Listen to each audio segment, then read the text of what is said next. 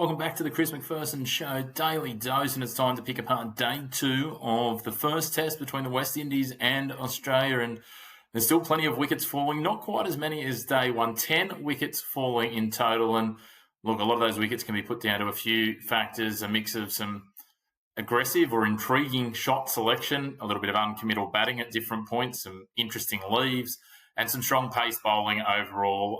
The pace bowling certainly been the statement piece in Bridgetown in Barbados and has been the undoing of many of the batsmen on both sides so far. And look, the West Indies got day 2 off to an edgy start when they were chasing the game, pardon the pun, because it was a review that was deemed to have come off the inside edge of Roston Chase's bat, despite the Aussies clearly thinking the replay showed there was no bat involved that gave him a reprieve and respite early on.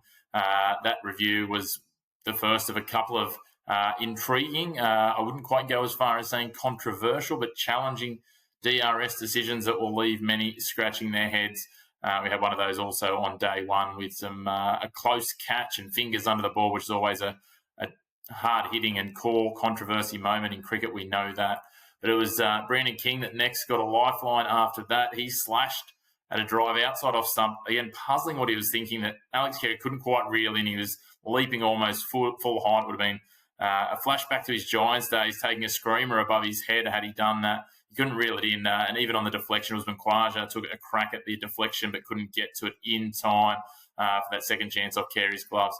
However, 4 balls later, the Aussies did not need to wait long as Josh Hazlewood clean bowled Brandon King after what could be, I guess, most kindly be described as a puzzling decision to leave a ball pitched just outside his off stump that jagged back a little. But best case, I guess, for Brandon King, you could lavish some praise on Hazlewood's ability to get the rock seaming back off the deck. But let's be real, it was a peculiar moment from a green batter in King, and a moment he'd love to have over again.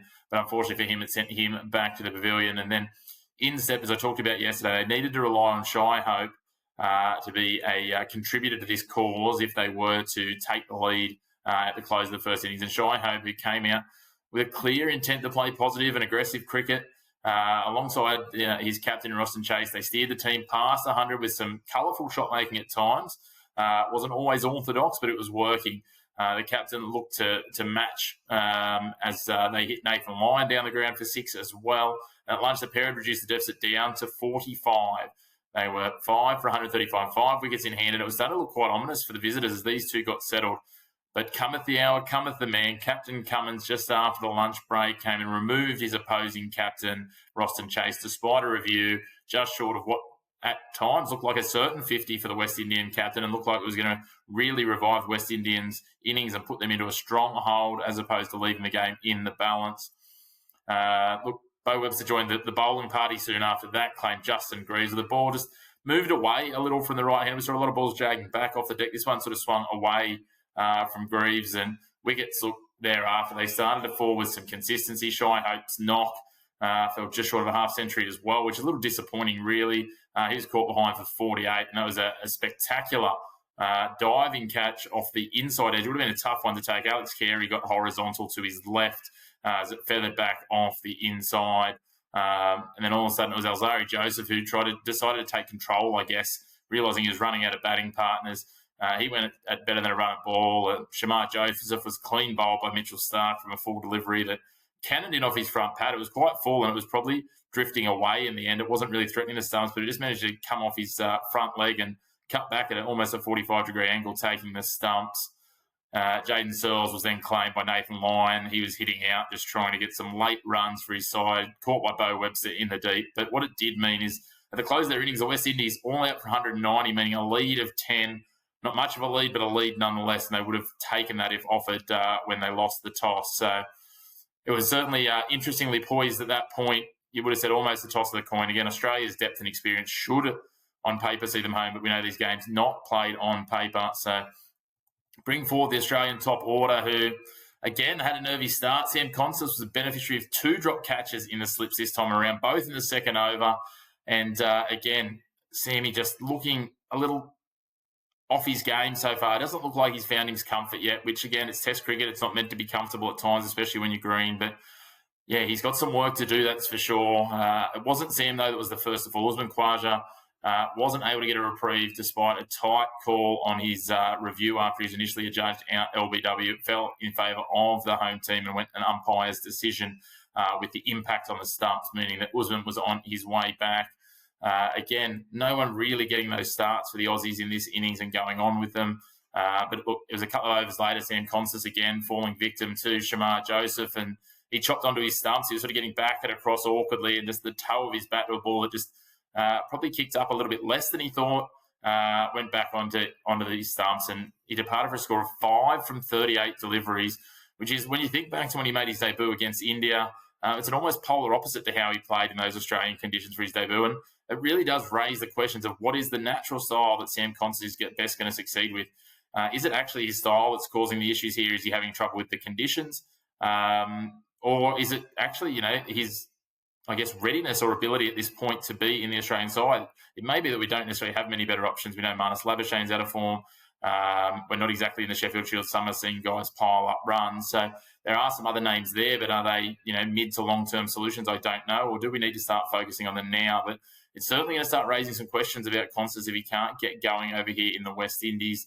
But again, they're making him work for it. Shamar Joseph has got him absolutely in his sights at the moment now, having got him out twice in this test match. And, if I'm Sam Konstas and I'm the people having Sam Konstas' ear, I'm probably saying to him that maybe it's time to try something a little bit different. Maybe, up the tempo, up the aggression a little bit. Maybe not quite to, the reverse ramps and all the other sorts of weird and wonderful that he's playing, but maybe try and take the game on, because sitting back at the moment is not quite working for him. Again, I'll defer to the brains that know a little better than I do, but that's certainly my view and my approach that I'd be looking at. But with the two openers gone, Cameron Green and Josh Inglis, they came in and they both tried to play some strokes, and Cameron Green found the boundary a couple of times. Inglis manoeuvred the strike, but neither of them really got any fluency going. A couple of loose deliveries from a couple of West Indian bowlers are the ones that Green took advantage of. Cameron Green was then given out on 13, but decided to review the LBW decision, and the decision was overturned in his favour, which was great to see. But that then saw his partner Inglis fall 2 overs later. He just left a ball very similar to Brian and King that just jagged back. It was a really good delivery. It was probably pitched a little further outside off stump, and he probably had what he thought was a bit more room to move, but it just came through and just took the top outside of his off stump and sent him back to the pavilion for 12, and it left Australia somewhat teetering, 3 for 57, only leading by 47 runs with 7 wickets in hand. His partner, Pryor Green, his stay was short-lived thereafter. He was snared in the slips caught and off the bowling of Justin Greaves, a much better catch. Both sides have had some spills in this match so far, and it's something I both want to be working on, is taking those more consistently, especially Aussies who really pride themselves on their fielding. And that then meant that we're down to Bo Webster and Travis Head very much getting into the middle order.